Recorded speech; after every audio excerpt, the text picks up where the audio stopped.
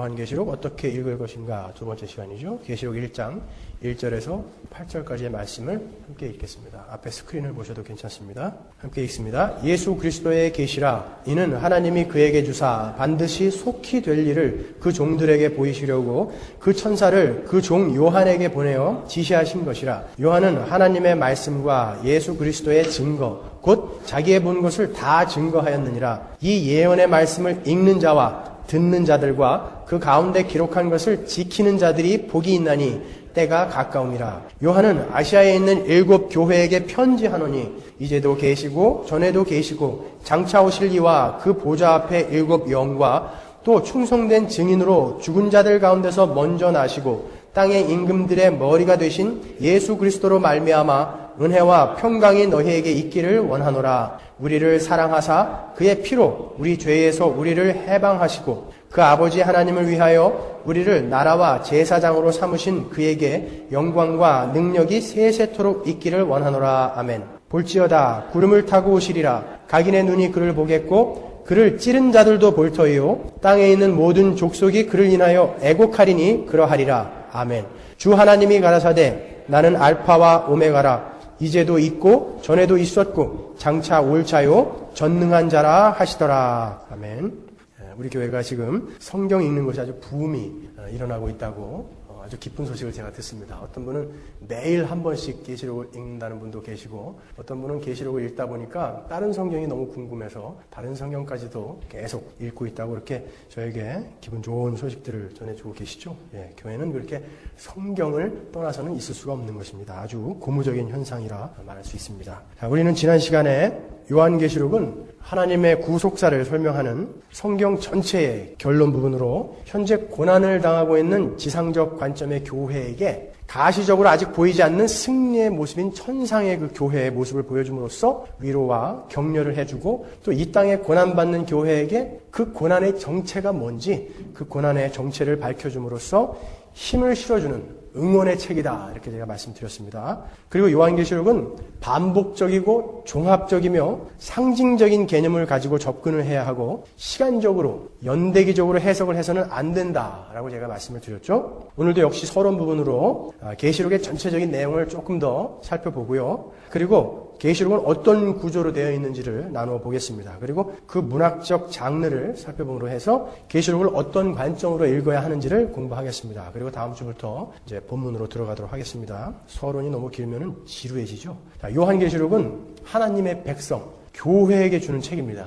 교회가 아닌 언약 밖에 그 세상 사람들은 성경을 절대 이해를 할 수가 없습니다. 성경의 수신자는 오직 하나님의 백성이기 때문에 그렇습니다. 그러므로 요한계시록에 나오는 많은 경고와 책망과 회개의 권고도 역시 교회의 것입니다. 요한계시록은 하나님의 백성들에게 용기와 격려를 주는 동시에 경고와 책망과 회개의 권고를 동시에 하고 있는 거예요. 용기와 격려는 우리 거고 책망과 권고는 세상 사람들 거다. 그게 아니라고요. 모두 다 우리에게 주시는 것입니다. 요한계시록에는 인해재앙, 나팔재앙, 대접재앙을 통해서 믿지 않는 자들을 심판하는 모습이 나오죠. 그 장면들은 동시에 하나님의 백성들에게 경고와 책망과 회개의 권고를 하는 것입니다. 예수 믿고 구원받아라. 그리고 이미 구원 얻은 자들에게는 너희들 구원받은 자로서 어떻게 그렇게 살 수가 있냐. 차든지 덮든지 해라. 내가 문 밖에서 이렇게 문을 두드리고 있지 않냐. 제발 문을 열어라. 이렇게 우리에게 책망과 경고와 회개의 권고를 하시는 것입니다. 그러니까 지금 우리에게 닥치는 그런 자연재해라든지 기근, 전쟁 같은 그런 예비적인 심판을 보면서 우리 하나님의 교회들은 최종적인 심판이 얼마나 무시무시한 거고 두려운 것인지를 다시 한번 깊이 생각하고 우리의 삶을 돌아보아야 하는 것입니다. 그런 엄청난 해일의 피해를 보면서 하나님께서 붙들고 계신 그 자연의 법칙이 조금만 어긋나도 이렇게 어마어마한 재앙이 닥치는데 언젠가 하나님이 이 우주의 질서와 이 자연의 법칙을 하나님이 붙들고 계신 이 자연의 법칙을 다 놓아버리시는 날 그날은 어떻게 될 것인가 우리는 두려워해야 하는 것입니다. 여러분 어떻게 바다가 수천 년 동안 그 금을 넘어오지 않고 있죠? 어떻게 이 지구가 그 태양을 동일한 속도와 동일한 각도로 한치의 오차도 없이 계속 자전과 공전을 계속 하고 있습니까? 어떤 거대한 손이 우주의 질서와 자연의 법칙을 붙들고 있다는 것이죠. 그것을 어느 날 하나님이 탁 놓아버리면 야 이거와는 비교할 수 없는 엄청난 재앙이 우리에게 닥치겠구나. 그게 종말이구나. 그래서 정신 똑바로 차리고 다시 한번 전투하는 그 모습으로 세상을 살 수 있게끔 우리에게 그런 책망과 회개의 권고를 하고 계신 것입니다. 계시록은 이렇게 지금 우리에게 일어나는 전쟁과 기근과 자연재해의 이유까지도 친절하게 설명을 하고 있습니다. 그것을 보면서 우리 신자들은 무엇을 배워야 하는지도 가르치고 있습니다. 여러분 계시록 11장 13절을 보시면 6번째 나팔을 불었을 때 어떤 일이 일어난지 보실 수 있습니다. 보세요. 13절 그 시에 큰 지진이 나서 성 10분의 1이 무너지고 지진에 죽은 사람이 7천이라. 그 남은 자들이 두려워하여 영광을 하늘의 하나님께 돌리더라. 그렇습니다. 나팔, 대접 재앙은 믿는 자와 믿지 않는 자가 동시에 받는 거예요. 그런데 하나님의 백성들은 그것을 계기로 돌아오더라는 거예요. 남은 자들이 두려워하여 영광을 하늘의 하나님께 돌리더라 그럽니다. 세계 2차 대전이 일어났을 때, 또 쌍둥이 빌딩이 폭파됐을 때, 동서남아시아의 대재앙이 일어났을 때 하나님의 백성들은 달리던 길을 멈추고 인간과 인생에 대해 생각을 하게 되고 하나님께 돌아오는 계기가 되더라는 것이죠. 이렇게 살아는 안 되겠네. 이렇게 살다가 정말 큰일 나겠구나. 이렇게 하나님의 백성들에게는 회개의 시간, 은혜의 시간이 되는 것이라는 것입니다. 그러나 세상은 어떻습니까? 똑같이 6번째 나팔을 불었을 때 살아남은 자들인데 어떠한 부류가 있는지 한번 보세요. 계시록 9장 20절 보십시오. 이 재앙에 죽지 않고 남은 사람들은 그 손으로 행하는 일을 회개치 아니하고 오히려 여러 귀신과 또는 보거나 듣거나 다니거나 하지 못하는 금, 은, 동과 목석의 우상에게 절하고 또 그 살인과 복술과 음행과 도적질을 회개치 아니하더라. 어떤 부류는 회개하고 돌아오는데 어떤 부류는 끝까지 무당 굿하고 이런 곳으로 가는 부류도 있다라는 거예요. 끝까지 회개치 않고 악한 곳으로 가는 사람들이 있다라는 것이죠. 자, 이렇게 요한계시록은 교회 시대를 통해서 이 땅에 쏟아 부으시는 그 재앙은 하나님의 백성들에게는 책망과 회개의 권고요. 믿지 않는 자들에게는 예비적 심판을 하고 계신 것을 보여주고 계신 것입니다. 계시록 2장 3장에 보면 7 교회에 대한 책망이 나오죠. 그 책망도 역시 우리 거라고요. 7 교회는 전체 교회 시대를 살아가는 교회를 상징하는 거라고 그랬죠. 다 우리 겁니다. 그리고 요한계시록은 사탄이 어떻게 세상을 미혹하고 있는가도 자세하게 설명을 해줍니다. 물론 7 교회의 이야기를 통해서 사탄이 교회를 이러한 모양으로 미혹을 하고 밀 까부르듯이 까부르겠구나라는 것을 우리가 알고 그런 상황이 닥칠 때 이건 사탄의 미혹이구나 라는 것을 깨달아라 라고도 설명을 해주지만 13장에 가보면 더욱더 아주 자세하게 이 세상 권세 잡은 자가 어떻게 우리를 미혹해 나가고 있는지를 설명해 주고 있습니다. 계시록 13장 1절로 가겠습니다. 13장에 보면 용과 바다에서 나오는 짐승, 땅에서 올라오는 짐승이 나오죠. 내가 보니 바다에서 한 짐승이 나오는데 뿔이 열이요. 뿔이 열이고 머리가 7이다. 이런 거는 지금 신경 쓰지 말라고 그랬습니다. 그것은 엄청난 파괴력을 가지고 있다는 뜻이에요. 제가 나중에 그 대목이 나올 때 구약 성경을 인용해서 잘 설명을 해드리겠습니다. 머리가 7이다 라는 것은 세상을 지배하는 힘, 권력을 이야기하는 거거든요. 그 뿔에는 열 면류관이 있고 그 머리들에는 참남된 이름들이 있더라. 내가 본 짐승은, 그 바다에서 올라온 짐승은 표범과 비슷하고 그 발은 곰의 발 같고 그 입은 사자의 입 같다. 그러죠? 짐승은 표범과 비슷하고 곰의 발 같고 사자의 입 같다. 그런다고요. 이것은 다니엘서 7장에 나오는 이야기예요. 다니엘서 7장에 바다에서 올라오는 4짐승의 복합체를 이야기하는 거예요. 그러니까 너무 거기에 신경 쓰지 마십시오. 자기의 능력과 보좌와 큰 권세를 그에게 주었더라. 3절 그의 머리 하나가 상하여 죽게 된 것 같더니 그 죽게 되었던 상처가 나음에 온 땅이 이상히 여겨 짐승을 따르고 그러죠. 무엇을 흉내내고 있죠? 이 바다에서 올라온 짐승은 죽게 되었던 것 같았다가 살아났다고요. 예수 그리스도를, 성자 하나님 예수 그리스도를 정확하게 흉내를 내고 있습니다. 그리고 땅에서 올라오는 짐승이 있습니다. 13절부터 한번 보겠습니다. 큰 이적을 행하되 심지어 사람들 앞에서 불이 하늘로부터 땅에 내려오게 하고 짐승 앞에서 받은 바 이적을 행함으로 땅에 거하는 자들을 미혹하며 땅에 거하는 자들에게 이르기를 칼에 상하였다가 살아난 짐승을 위하여 우상을 만들라 하더라. 여러분 이 대목을 읽으면서 어떤 게 생각납니까? 어떤 장면들이? 이 시대에 어떤 교회들에서 행해지는 은사 집회다, 성령 집회다 이런 게 떠오르지 않으세요? 자, 이 13절부터의 내용은 이 세상 권세 잡은 자가 성령을 그대로 흉내를 내고 있는 것을 우리가 볼 수 있습니다. 용과 바다에서 나오는 짐승과 또 땅에서 올라온 짐승은 이렇게 정확하게 삼위일체를 흉내내고 있어요. 용은 바다에서 올라온 짐승에게 권세를 줍니다. 땅에서 올라온 짐승은 이적과 기사를 동원해서 이 죽었다가 살아난 것 같은 이 바다에서 올라온 짐승을 섬기게 만들어준다고요. 이렇게 정확하게 세상은 삼위일체를 흉내내면서 우리를 미혹하고 있습니다. 사탄은 거짓 선지자, 거짓 교사, 거짓 목사, 거짓 교회들을 세상에 많이 세워서 예수를 믿고 있는 것처럼 생각하게끔 꾸미는 거예요. 거짓 가르침, 독이나 신비 이런 것을 동원해서 인간의 죄성을 충족시켜주고 이 세상만을 바라보게 만들어서 평생 예배당 다니고 평생 예수 믿게 만들고 지옥 가게 만드는 거예요. 여러분 생각해 보세요. 사탄도 머리가 있는데 지금도 밤에 그냥 케찹 흘리면서 나타나가지고 믿을래 안 믿을래 이렇게 미혹하겠습니까? 교회를 왜 무너뜨려요? 사탄도 머리가 있는데 교회라는 간판을 붙인 걸 많이 세워줘요. 그리고 거기를 세속적인 오락장소나 친목계나 무당짓거리 하는 곳으로 만들어버리는 거예요. 그리고 그것들을 좋아하는 사람들을 많이 보내서 소위 부흥이라는 것을 일으켜준다고요. 그래서 크게 만들어주죠. 그렇게 크게 만들어주면 사람들이 하나님이 없이 어떻게 저렇게 커질 수가 있어? 그리고 그게 진짜인 줄 알고 간단 말이에요. 그런데 정말 그 말씀 앞에 바로 서서 올곧게 세상과 싸우며 분투하며 나가는 그 하나님의 교회는 그러한 교회들을 많이 이렇게 세워줘서 그 교회들을 화려하게 부흥시켜주면 이 교회들은 당연히 힘을 잃게 되겠죠. 존 메가더 목사님이 쓰신 책에 보면은 사탄은 이제 전략을 바꿨다는 것입니다. 너 예수 믿을래 안 믿을래? 믿어? 죽여? 이게 아니라 이제 하나님의 참 교회 옆에다가 엄청나게 큰 화려한 교회들을 많이 세워준다는 거예요. 그러다 보면은 이 하나님의 참 교회가 사람들이 막 쫓아가는 저 화려한 교회들을 보면서 혹시 저게 진짜 아닌가? 이렇게 힘이 빠지게 만들어버린다는 것이죠.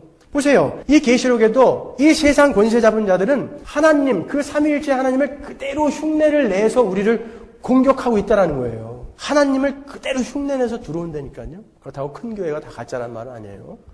그런데 여러분 걱정하지 마십시오. 지난주에도 우리가 살펴본 것처럼 하나님의 교회는 한 번도 실패한 적이 없고 끝까지 실패하지 않을 거라고요. 어떻게 우리를 끌고 가실 것인지 계시록 12장 13절 보겠습니다.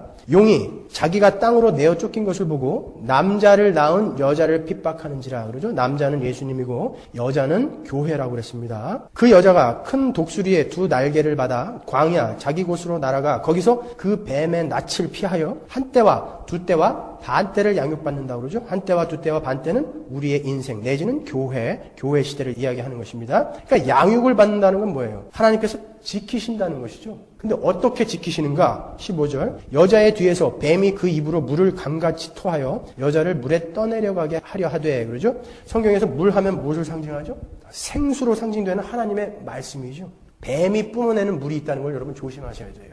그러면 지금 얼마나 우리가 말씀의 홍수 속에 살고 있습니까? 식당에 가도 적어도 4-5개는 있죠. 말씀 테이프와 CD들이. 그러나 뱀이 뿜어내는 거짓 물이 있다라는 거예요. 거짓 말씀이 있다라는 거예요. 세상 사람들은 그 물에 떠내려간다니까요. 그런데 하나님의 교회들은 어떻게 된다고요? 그 밑에 줄 보겠습니다. 땅이 여자를 도와 그 입을 벌려 용의 입에서 토한 강물을 삼킨다. 그러죠? 하나님의 백성들은 하나님께서 보호하시는 거예요.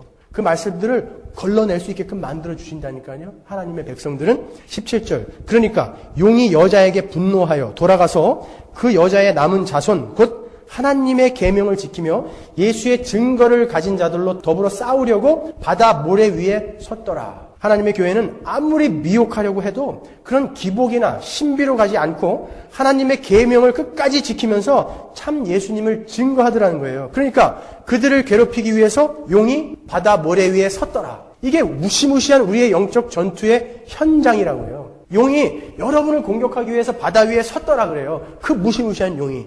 그러니까 참 교회들에게 환난과 고통이 없다라는 것은 말이 안 되는 거예요. 그 용이 우리를 공격하려고 모래 위에 서 있다라고 합니다. 우리가 얼마나 정신을 똑바로 차려야 되겠습니까? 그렇게 교회를 미혹하는 세력을 히브리 사람들이 완전수인 7과 3을 써서 하나님을 나타내던 777과 비교해서 비슷하게 흉내는 내는데 가짜인 666이다 이렇게 표현하는 거예요. 그게 계시록 13장의 이야기입니다. 그러니까 우리가 요한계시록만 잘 공부해 놔도 거짓 복음에 놀아나지 않을 수 있는 것입니다.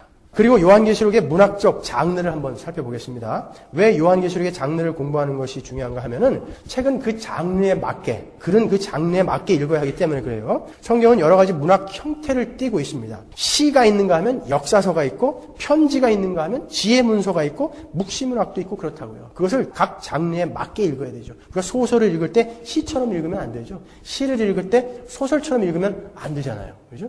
시 같은 걸 읽을 때는 뭔가 상징하는 것들을 우리가 머릿속에 생각하면서 읽어야 하고 소설은 그대로 읽어야 하고 이런 차이가 있단 말이죠. 그러니까 우리가 장르를 한번 살펴봄으로써 계시록을 어떻게 이해해야 되는가 도움을 좀 받도록 하겠습니다. 계시록은 크게 세 가지 문학 형태를 띠고 있습니다. 첫 번째, 묵시문학적인 요소를 포함하고 있고요. 두 번째로 예언적인 요소가 들어있고요. 세 번째로 서간문, 즉 편지의 형식을 가지고 있습니다. 먼저 계시록 1장 1절을 보시면 예수 그리스도의 계시라 이렇게 시작을 합니다. 여기에서 계시라고 번역이 된 아포칼립시스라는 이 단어는 계시, 즉 감추어져 있던 것을 드러내다, 알려주다 이런 뜻이 있는가 하면 당시 고대 사회에 유행하던 묵시문학을 가리키던 말로도 쓰였어요. 그래서 학자들이 이것은 묵시문학을 가리키는 거다. 어떤 사람은 아니다, 이건 계시다. 이렇게 둘로 갈라져 있는데 제 생각에는 여러분들이 이것을 이해하실 때 어차피 비밀을 드러내는 것을 계시라고 한다면 이 묵시문학이라는 것은 이 계시 안에 들어있는 하나의 장르에 불과한 거죠. 이 묵시를 써서 이 계시를 드러낸 것이다. 그러니까 예수 그리스도의 계시다. 그러면 예수 그리스도의 그 비밀을 밝히 드러내기 위해서 이 묵시를 사용한 것이다. 이렇게 이해를 하시면 되겠어요. 그건 크게 중요한 것이 아닙니다. 그래서 계시록을 읽어보면요. 계시록이 당시 고대 사회에 유행하던 묵시문학적인 요소가 많이 내포되어 있는 것을 금방 알 수 있어요. 그러면 묵시문학의 특징이 뭔지를 알아야 여러분이 그 어떤 부분이 묵시문학의 내용인지를 알 거 아닙니까? 묵시문학의 특징은 일정한 전개 과정을 가진 이야기 형태를 의미하는 서사적인 골격을 가진 초월성을 내포한 문학을 이야기하는 거예요. 그러니까 서사적인 골격이라는 것은 narrative framework를 이야기하는 거죠. 그러니까 이야기의 전개 과정이 있다라는 거예요. 서론, 본론, 결론 이렇게. 계시록도 그렇게 서론, 본론, 결론인 서사적인 골격이 있고요. 그리고 이 계시록에는 초월적인 면이 있죠. 시간적인 초월이 있고 공간적인 초월이 있어요. 공간적인 초월은 어떤 겁니까? 하늘의 교회가 있고 이 땅에 가시적인 교회가 있어요. 이 땅에 가시적인 교회가 있는데 그런 하늘의 천상의 교회의 모습이 계시록에는 등장한다고요. 시간적인 것은요. 우리는 마지막에 그 종말에 그 새하늘과 새 땅의 그 축복을 지금 시간을 초월해서 이 땅에서 우리가 누리고 있다라고 그렇게 계시록은 설명을 한다고요. 계시록에는 이렇게 시간적으로 공간적으로 초월이 있습니다. 이런 것들이 묵시문학의 특징이에요. 이야기의 형식을 띠면서 기승전결이 있고 서술적 프레임을 가지고 초월적인 것을 가지고 무언가를 설명하는 거. 그러니까 여러분 지옥의 묵시록이라는 그 영화를 보시면 그 베트남전이라는 전쟁을 그런 이야기를 가지고 악이라는 어떠한 것을 설명하려고 하는 거예요. 그러니까 요한이 본 그런 환상, 이 환상이 이야기하는 것을 갖다가 표현하기 위해서 상징 같은 것을 자기가 갖고 있는 성경의 지식이나 구약적인 내용이나 당시의 설화나 소문 이런 것들, 당시 유대인들이 금방 이해할 수 있었던 그런 이야기의 내용들을 갖고 이야기로 만들어 놓은 거예요. 그런 부분들이 요한계시록에는 있다라는 것입니다. 그러니까 하나님께 받은 메시지를 효과적으로 이해하기 쉽게 전달하기 위해서 마치 애니메이션처럼 눈앞에서 회화적인 묘사와 화려한 상징으로 강한 인상을 주며 펼쳐 보이는 게예요. 그게 묵시문학의 특징입니다. 그러니까 우리는 요한계시록을 읽으면서 천사와 짐승과 숫자들을 만나게 되죠. 그리고 번개를 보고 뇌성을 듣게 됩니다. 그리고 지진과 전투도 목격하죠. 계시록을 읽으면서. 그리고 보석이 등장하고 한 여인이 무서운 용과 마주선 것도 우리는 보게 됩니다. 그런가 하면 흰 말을 탄 사람을 보기도 하고 할렐루야 합창을 듣기도 합니다. 그러나 묵시문학이라는 것은 그런 초월이나 상징을 통해서 어떤 대원칙을 설명하는 것이지 그런 어떤 특정한 사건을 묘사하는 게 아니라는 거예요. 그러니까 요한은요, 뿔이 10개가 나고 머리가 7개인 짐승을 본 것이 아니라 그가 본 환상을 자기가 갖고 있는 어떤 문학적인 자질과 복음에 관한 성경적인 지식들로 잘 그려놓은 거예요. 그러니까 어떤 것을 설명하기 위해서. 요한이 계시록을 쓸 때 환상을 보고 바로 쓰고 이런 것이 아니라 요한은 그 환상을 다 보고 오랫동안 연구하고 공부했다고요. 이 계시록을 읽어보면 아주 과학적인 구조와 그런 치밀한 이야기 전개 형식을 우리가 볼 수 있다고요. 그러므로 우리는 묵시문학을 대할 때 그 환상이 묘사하고 있는 그림을 분해하고자 시도해서는 안 돼요. 그냥 그 전체의 환상을 큰 틀로 봐서 하나님께서 말씀하시고자 하는 메시지만 들으면 되는 겁니다. 그러니까 음료, 짐승, 인, 나팔, 대접 이런 것들을 퍼즐 맞추듯이 짜맞추려고 시도하는 것, 그것은 시간 낭비예요. 그렇게 짜맞추다 보면 그 환상 전체가 주는 메시지를 놓치는 수가 있습니다. 예를 하나 들어드릴게요. 계시록 17장 1절로 가시면 또 7 대접을 가진 7 천사 중 하나가 와서 내게 말하여 가로되 이리 오라. 많은 물 위에 앉은 큰 음녀에 받을 심판을 내게 보이리라. 땅의 임금들도 그로 더불어 음행하였고 땅에 거하는 자들도 그 음행의 포도주에 취하였다 하고 곧 성령으로 나를 데리고 광야로 가니라. 내가 보니 여자가 붉은빛 짐승을 탔는데 그 짐승의 몸에 참남된 이름들이 가득하고 7 머리와 10 뿔이 있으며 그 여자는 자줏빛과 붉은빛 옷을 입고 금과 보석과 진주로 꾸미고 손에 금잔을 가졌는데 가증한 물건과 그의 음행에 더러운 것들이 가득하더라. 그 이마에 이름이 기록되었으니 비밀이라 큰 바벨론이라 땅의 음녀들과 가증한 것들의 엄이라 하였더라. 그러니까 여러분은 이러한 여기 여자, 이 음녀의 환상을 볼 때, 읽으실 때 그 여자가 탄 붉은빛 짐승이 뭐고 그 짐승의 몸에 있는 이름이 뭐고 7 머리는 뭐고 10 뿔은 뭐며 그 여자가 자줏빛 옷과 붉은빛 옷을 입고 있다고 하는데 그 옷은 뭐고 금은 보석, 진주, 금자는 무엇인지 그런 것을 파헤치려다가 오히려 그 환상이 이야기하려는 메시지를 놓칠 수가 있다는 거예요. 물론 그런 것도 중요하죠. 그런 건 제가 나중에 자세히 설명해 드리겠지만 그렇지만 그런 묵시적 환상이 나올 때는 먼저 그 전체가 가리키는 것을 보고 그 다음에 분석을 하라는 거예요. 이 음녀의 환상은, 이 여자의 환상은 5절에 나와 있는 것처럼 바벨론, 즉 당시의 사람들에게는 로마의 제국주의적 이데올로기와 핍박을 상징하는 거예요. 그리고 현대의 사람들에게는 물질주의나 쾌락주의로 잠입해 있는 마귀의 세력을 이야기하는 거라고요. 그러니까 그 환상을 보면서 여러분이 그것을 캐치하셨으면 일단은 넘어가세요. 그리고 전체적인 그림을 다 그린 다음에 그 다음에 왜 이게 10뿔이고 자줏빛 옷이고 금은 보석의 잔을 들고 있는지 그것은 사실 2차적인 문제라고요. 그러니까 너무 거기에 신경 쓰지 마십시오. 묵시문학적 요소를 대할 때는 이렇게 여러분 읽어주시고요. 두 번째로 이 요한계시록은 예언의 말씀이라고 그러죠. 3절 한번 보세요. 이 예언의 말씀을 읽는 자와 듣는 자들과 그 가운데 기록한 것을 지키는 자들이 복이 있나니 때가 가까움이라 그래요. 요한계시록을 요한은 예언의 말씀이다 그런다고요. 우리가 예언하면 쉽게 다가오는 의미가 앞일을 미리 말하는 거죠. 그래서 우리는 예언으로 알고 있습니다. 그런데 계시록은 미래의 일뿐만 아니라 이 교회 시대 전체의 이야기라고 제가 지난주에 말씀드렸죠. 그러면 여기에서 요한이 이야기하고 있는 이 예언의 말씀이라는 뜻이 뭘까요? 성경이 말하고 있는 예언은 단순히 앞의 일을 예견하는 것, 그것을 이야기하는 게 아닙니다. 선지자들이 선포했던 그 예언의 말씀을 한번 떠올려 보세요. 그들이 선포했던 수많은 그 예언의 말씀이 항상 앞의 것만을 이야기했나요?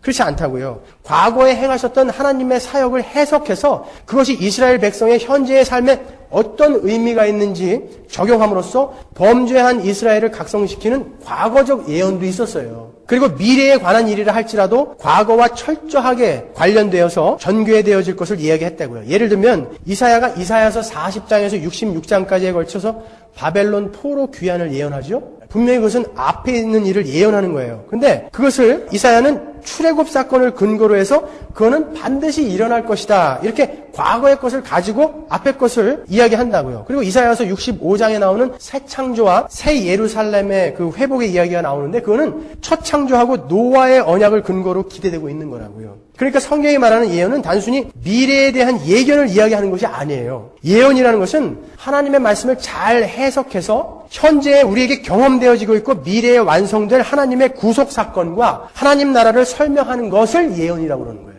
성경이 말하는 예언은요. 구약의 선지자들이 이미 일어났던 출애굽 사건을 근거로 해서 구속 사건을 예언했던 것처럼 요한은 지금 그리스도의 십자가 사건을 근거로 해서 현재에 경험되고 미래에 완성될 하나님의 그 구속 사건을 설명하고 있는 거예요. 그래서 계시록을 예언의 말씀이다라고 이야기하는 거예요. 단순히 앞에 있는 일만을 이야기하는 것이 아니라. 그러니까 예언에 대한 데피니션을 여러분이 잘못 갖고 계시면 이게 예언의 말씀이다. 여기서부터 잘못 출발하는 거예요. 아, 그러면 이것은 미래에 있을 일만 이야기하는 건가 보다. 이렇게 생각하시게 된다는 것이죠. 그러니까 요한계시록에는 예수 그리스도와 그분으로 말미암는 구속의 이야기와 하나님 나라에 대한 것만 기록되어 있다는 거예요. 그것이 예언의 말씀의 진의인 것입니다.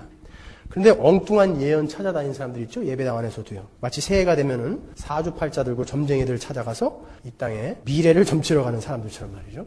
올해가 신유년이죠. 닭의 해예요. 신자진, 사육축, 인오술 이런 게 동양철학에서 말하는 삼합이거든요. 그러니까 올해가 신유년이니까 뱀띠, 소띠들이 아주 잘 될 거예요.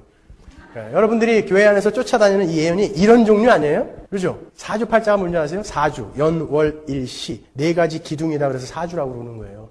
근데 이것이 가불병정 무의경신임계 이런 십간과 자축인묘 진사오미 신유술의 이 12지 이것을 막 조합해가지고 갑진, 갑술, 기축, 기사 이렇게 연, 월, 일, 시를 두자로 만들어놔서 이것을 8자라고 해서 8자라고 그러는 거예요. 그래서 4조 8자라는 것은 사람이 이 땅에 태어난 연, 월, 일, 시는 어떻게 못 바꾸잖아요. 그러니까 사람은 각기 자기가 가지고 갈 운명을 가지고 태어났다라는 거예요. 그래서 그것을 통계적으로 이렇게 이때 이렇게 태어난 사람은 이런 사주팔자를 갖고 있는 사람은 이렇게 살더라. 이런 사주팔자를 갖고 있는 사람은 이렇게 살더라 해서 통계로 만들어 놓은 게 주역이고 토정비결 아닙니까? 근데 여러분이 예배당 안에서도 그런 걸 쫓아다니시냐고요.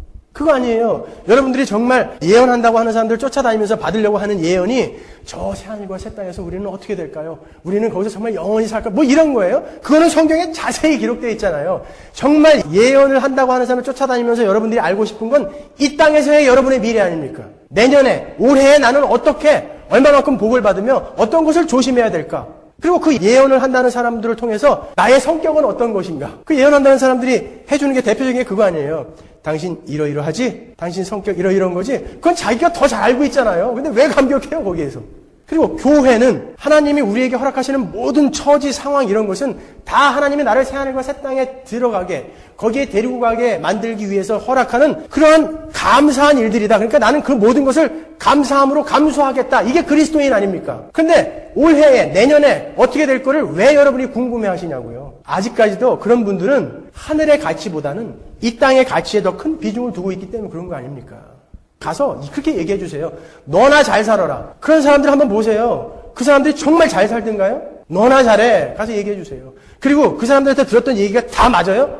그 사람보다 100배 더 자세하게 제가 얘기해 드릴 수 있다니까요. 연월 일시만 갖고 오세요. 복채 안 받을 테니까. 그걸 예배당 안에서 원하시냐고요, 여러분. 그걸 예언의 말씀이라고 여러분 그렇게 알고 계시냐고요. 그 사람들 벌 받을 거예요. 여러분 확실히 알고 가셔야 돼요. 예언의 말씀은 하나님의 말씀이 어떤 것인지, 과거에 하나님이 그렇게 우리에게 설명해 주기 위해서 일으킨 사건이 도대체 무엇을 의미하는지 우리에게 자세히 풀어서 해석해 주는 것을 예언의 말씀이다 그러는 거예요. 요한계시록은 그런 의미에서 예언의 말씀이다라고 그러는 거예요. 단순히 앞에 일어날 어떤 일들을 이야기하는 게 아니시라고요. 여러분 예언 받고 싶으십니까? 그러면 성경을 열심히 읽으세요. 예언의 말씀이라고 그러잖아요. 이렇게 명확히 예언의 말씀이 있는데 뭘 더 받으시겠다는 거예요? 뭘 더? 또 다른 우리에게 예언이 필요하다면, 하나님이 주시는 계시가 필요하다면 이 성경은 완전하지 않다는 거 아니에요. 그러면 어떤 사람에게는 그 부족한 부분이 어떤 사람에게는 주어지고 어떤 사람에게 안 주어지면 우린 큰일 난 거 아니에요. 그 부족한 부분 못 받으면 어떻게 해요? 말도 안 돼요. 조금만 생각해 보시면 아실 걸 어떻게 그렇게 그런 데를 쫓아다니냐고요. 여러분 주변에도 예언 받으러 가자 어쩌고저쩌고 그러면은 저한테 데리고 오세요. 그 사람들보다 100배 더 정확하게 맞춰줄 수 있어요. 제가 여러분들. 올해 일, 내년 일. 그런 거 원하시는 거예요 정말? 성경이 말하는 예언은 그런 것들 아닙니다. 그리고 요한계시록의 또 다른 문학적 특징은 서신이라는 거예요. 서신, 편지라는 것이죠. 서신이라는 것은 무시간적인 상황에서 기록되지 않는 것입니다. 편지라는 것은 보통 시간적, 공간적으로 제한된 1차적인 독자인 그 수신자의 상황을 고려해서 기록된다는 거죠. 그러니까 서신이다, 편지다라는 것은 그것을 받는 어떤 실제적인, 현실적인 독자가, 수신자가 있다라는 거예요. 그러니까 서머나 교회에게, 에베소 교회에게, 버가모 교회에게, 두아디라 교회에게 이렇게 해놓고 엉뚱한 이야기 쓸 수 없다라는 것이죠. 그래서 편지는 현실감이 있는 거예요. 실제적인 것이죠. 첫 번째 요한계시록의 수신자는 소아시아의 7교회였습니다. 그 에베소, 서머나, 버가모, 두아디라, 사데, 빌라델비아, 라오디게아 7교회는 하나같이 문제점을 갖고 있었어요. 그 문제를 해결하기 위해서 요한계시록이 주어졌다는 것을 여러분 잊어서는 안 됩니다. 그들은 영적 전투에 노출되어 있었고 영적 전투에서 패할 수 있는 가능성이 있었다고요. 그 가능성을 원천 봉쇄하기 위해서 계시록이 주어졌다는 것을 아셔야 돼요. 그래서 7교회에게 주어지는 편지의 마지막마다 마치 후렴구처럼 이기는 자에게는 그 이기는 자에게 주어지는 약속들이 등장하는 거예요. 이렇게 7교회에게 주어진 편지를 보면서 당시 초대교회들의 실상을 파악할 수 있게 되는 거고 그 7교회를 밀 까부르듯이 까부리려 했던 사탄의 세력이 지금 이 편지에 이 요한계시록의 동일한 수신자인 이 시대를 비롯한 전체 하나님의 교회에 동일한 세력으로 공격을 가할 것이라는 것을 배우게 되는 거예요. 그러니까 편지라는 양식을 동원해서 좀 더 현실적으로 이제 우리에게 다가오게 되는 거예요. 그래서 요한은 이 편지의 형식도 동원을 한 것입니다. 요한이 이렇게 좀 더 효과적이고 현실적으로 복음을 우리에게 체감케 해주기 위해서 선지자들이 이스라엘 백성들에게 했던 것처럼 선지적 전통의 입장에서 예언의 말씀을 대언하고 있고, 묵시문학이라는 장르를 통해서 천상적인 실체를 보여주고 현실을 정확하게 통찰할 수 있도록 해주었고요. 서신의 형식을 취함으로써 추상적인 대상과 문제를 다루기보다는 구체적인 대상과 문제에 현실적이고 실제적으로 그렇게 접근하고 있는 것입니다. 그래서 요한계시록은 묵시문학적인 요소와 예언적인 요소와 서신적인 요소가 함께 섞여서 기록되어진 것입니다. 아시겠죠? 그러면 계시록의 구조를 간단하게 우리가 나눠보고 마치도록 하겠습니다. 성경의 구조를 나눈다는 것은 학자들이 어떻게 하면은 성경을 이해하기 쉽게 설명을 할까를 고민해서 나누는 게 구조예요. 그래서 학자마다 구조가 아주 다 틀립니다. 10명 책을 보면 10명이 다 틀려요. 그래서 저도 참 많이 고민을 했습니다. 요한계시록의 그 설교의 수위를 어느 정도로 맞출까 많이 고민했는데, 왜냐하면 그 수위에 따라서 구조도 달라져야 되기 때문에 그래요. 자세하게 설명을 하려면 구조를 아주 쪼개야 되거든요. 그렇게 되면은 제가 공부해 보니까 큰 그림을 놓치게 되고 자칫 지루해질 그런 위험이 있더라고요. 그래서 제가 결론을 내리기를, 여러분이 주석 없이 요한계시록을 읽으시면서 하늘의 소망만을 바라보고 감격하실 수 있는 그 정도까지만 가자, 그렇게 결론을 내렸어요. 그것도 물론 힘들죠. 그것도 물론 쉽지는 않습니다만은. 그래서 저는 조금 간단하게 구조를 잡았습니다. 여러분이 실증 내지 않고 아주 이해하기 쉽게 그냥 뭉통뭉통 이렇게 구조를 잡았어요. 여러분이 받으신 그 핸드아웃을 보시면 여러 정말 포이트레스라든지 모카메라든지 이러한 계시록과 신약의 대가들이 어떻게 계시록을 나누었는지 그걸 나눠드렸습니다. 그러니까 좀 더 깊게 공부하실 분들은 그것을 참고해가지고 이렇게 공부하시면 되겠어요. 저는 조금 간단하게 구조를 잡았어요. 여러분이 실증 내지 않고 이해하기 쉽게 그렇게 계시록을 읽으실 수 있게요. 그래서 제가 중간에, 계시록 중간에 이렇게 들어가 있는 삽입들이 있거든요. 그 삽입들은 다 그냥 커다란 덩어리에다 이렇게 묶어버렸어요. 계시록에는 몇 가지 삽입들이 나오거든요. 그것까지 이렇게 쪼개 놓으면은 처음부터 너무 머리가 아파가지고 아유 못하겠다 뒤로 자빠지신 분들이 계셔서 그 삽입들은 다 그냥 커다란 덩어리에다 그냥 묶었어요. 그 삽입들은 나중에 제가 본문에 들어가서 자세히 설명을 해드리겠습니다. 자, 여러분이 계시록의 큰 그림을 먼저 쉽게 그리실 수 있는 그런 구조를 저는 이렇게 나눴습니다. 먼저 계시록 1장 1절에서 8절까지를 서론으로 뒀어요. 그것은 누구나 다 동일하게 이야기하는 것입니다. 그리고 22장 6절에서 21절까지 마지막 절까지를 결론으로 그렇게 봅니다. 그것은 다 똑같은 거예요. 근데 그 가운데 있는 본론, 그 서론과 결론 사이의 그 내용을 7부분으로 나누었습니다. 첫 번째가 7 교회를 설명하는 계시록 1장 9절부터 2장 3장까지를 첫 번째 부분으로 나누었고요. 두 번째가 7 인을 설명하는 4장부터 7장까지예요. 여러분이 이해하시기 쉽게 제가 4장과 5장도 그냥 7 인에다가 붙였어요. 그리고 그 7장에는 1절에서 17절까지 삽입이 들어가 있는데 그런 것들은 일단 다 무시하세요. 그냥 7 교회, 7 인, 7 나팔 이렇게 알고 계세요. 세 번째가 7 나팔을 설명하는 8장에서 11절까지고요. 네 번째가 요한계시록의 주제장이라 할 수 있는 12장부터 14장까지입니다. 이게 가장 중요합니다. 거기에는 여자가 뭔지, 남자아이가 뭔지, 용이 뭔지, 666이 뭔지, 14만 4천이 뭔지 이런 것들이 나오는 거예요. 거기에는 창세기부터 계시록까지 내용이 요약되어서 나온 부분이 바로 12장에서 14장까지거든요. 그러니까 요한계시록은 이 12장에서 14장까지의 내용을 중심으로 카야즘 구조라고 그래요. 카야즘 구조가 뭐냐면은 대칭 구조거든요. 그러니까 히브리 사람들은 우리는 시조 같은 걸 할 때 3434, 3543 이렇게 하죠. 이런들 어떠하리 저런들 어떠하리 이런 글을 쓰는 형식이 있잖아요. 그것처럼 유대인들은 그들이 글 쓰는 형식이 이런 대칭 구조, 카이즘 구조를 갖고 있다고요. 어떤 가운데 있는 것을 설명하기 위해서 여기부터 이렇게 가는 거예요. 그래서 여기서 강조를 딱 하고 그 다음에 또 다시 그것을 이렇게, 그러니까 양쪽은 가운데를 향해서 이렇게 수렴되어지는 구조를 우리가 카이즘 구조라고, 대칭 구조라고 그래요. 자, 그렇게 지금 12장에서 14장까지가 중요한 것입니다. 그리고 다섯 번째가 7 대접을 설명하는 15장에서 16장까지예요. 그리고 여섯 번째가 마지막 심판을 묘사하고 있는 17장에서 21장 8절까지. 그리고 7번째가 영광스러운 천국 성취를 보여주는 21장 9절에서 22장 5절까지예요. 그리고 이제 22장 6절부터를 결론으로. 그러니까 서론 결론만 딱 여러분이 아시고 그 나머지 부분을 7부분으로 나누었다 이렇게 생각하세요. 그래서 7부분은 7 교회, 나팔, 인, 대접, 그리고 12장에서 14장까지의 그 주제, 천국의 모습 이렇게 그냥 머릿속에 그렇게 크게 덩어리로만 이렇게 알고 계세요. 그 덩어리를 갖고 오늘 가셔서 다시 한번 읽어보시는 거예요. 계시록을요. 자, 그렇게 서론과 결론 사이의 본론을 7부분으로 나누었고 그 7부분은 또 7개로 나누어지고 나눠지죠. 7교회, 7인, 7나팔 뭐 이렇게 나눠진다고요.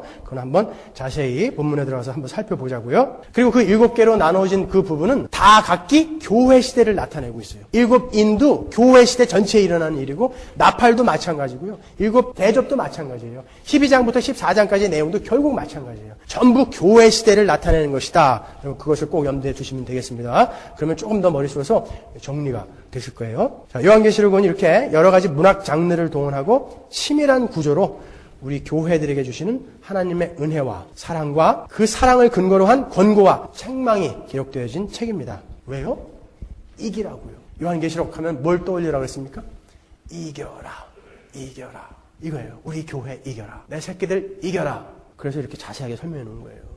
그리고 이기는 방법까지 아주 자세하게 설명해 놓고 있어요. 마지막으로 계시록 12장 11절 읽겠습니다. 또 여러 형제가 어린 양의 피와 자기의 증거하는 말을 인하여 저를 이겼으니, 그렇죠? 저는 사탄이에요. 뭘로 이겼다고요?